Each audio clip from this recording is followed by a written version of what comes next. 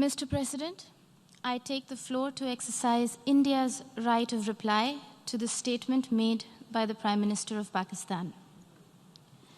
Every word spoken from the podium of this august assembly, it is believed, carries the weight of history.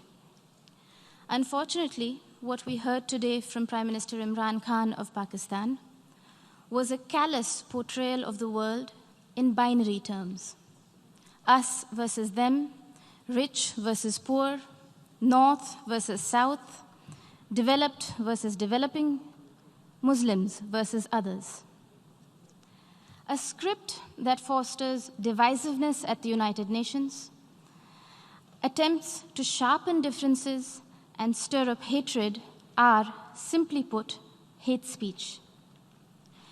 Rarely has the General Assembly witnessed such misuse, rather abuse, of an opportunity to reflect. Words matter in diplomacy.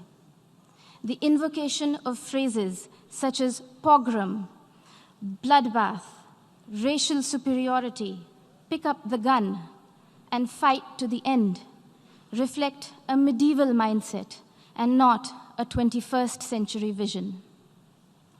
Prime Minister Imran Khan's threat of unleashing nuclear devastation qualifies as brinksmanship, not statesmanship. Even coming from the leader of a country that has monopolized the entire value chain of the industry of terrorism, Prime Minister Khan's justification of terrorism was brazen and incendiary. For someone who was once a cricketer and believed in the gentleman's game, today's speech bordered on crudeness of a variety reminiscent of the guns of Dara Adam Khel. Mr. President, now that Prime Minister Imran Khan has invited UN observers to Pakistan to verify that there are no militant organizations in Pakistan, the world will hold him to that promise. Here are a few questions that Pakistan can respond to as a precursor to the proposed verification. Can Pakistan confirm the fact that it is home to 130 UN-designated terrorists and 25 terrorist entities listed by the UN as of today? Will Pakistan acknowledge that it is the only government in the world that provides pension to an individual listed by the UN in the Al-Qaeda and Daesh sanctions list? Can Pakistan explain why, here in New York, its premier bank, the Habib Bank, had to shut shop after it was fined millions of dollars over terror financing? Will Pakistan deny that the Financial Action Task Force has put the country on notice for its violations of more than 20 of the 27 key parameters? And finally, would Prime Minister Khan deny to the city of New York that he was an open defender of Osama bin Laden? Mr. President, having mainstreamed terrorism and hate speech, Pakistan is trying to play its wild card as the newfound champion of human rights. This is a country that has shrunk the size of its minority community from 23% in 1947 to 3% today, and has subjected Christians, Sikhs, Ahmadiyyas, Hindus, Shias, Pashtuns, Sindhis, and Balochis to draconian blasphemy laws, systemic persecution, and blatant abuse and forced conversions.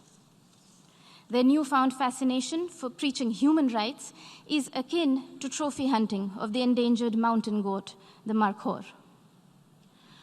Pogroms, Prime Minister Imran Khan Niazi, are not a phenomenon of today's vibrant democracies.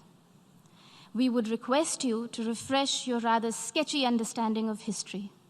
Do not forget the gruesome genocide perpetrated by Pakistan against its own people in 1971 and the role played by Lieutenant General A.A.K. Niazi. A sordid fact that the Honorable Prime Minister of Bangladesh reminded this assembly about earlier this afternoon.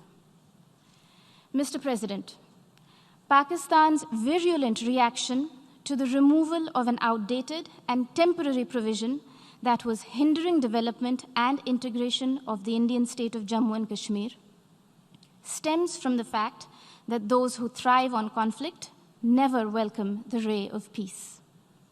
While Pakistan has ventured to upstream terrorism and downstream hate speech there, India is going ahead with mainstreaming development in Jammu and Kashmir.